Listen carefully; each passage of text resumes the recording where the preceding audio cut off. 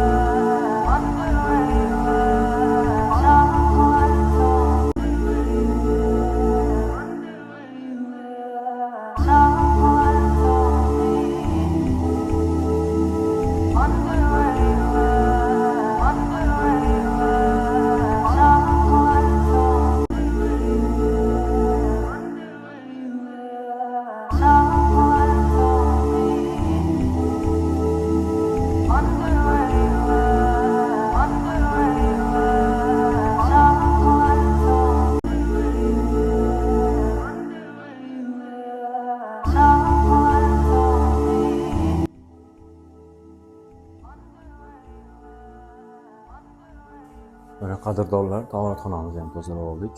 Ancha-muncha chorasi qoldi, xohlasak ertaga oyani davom ettiramiz. Hammalarga rahmat.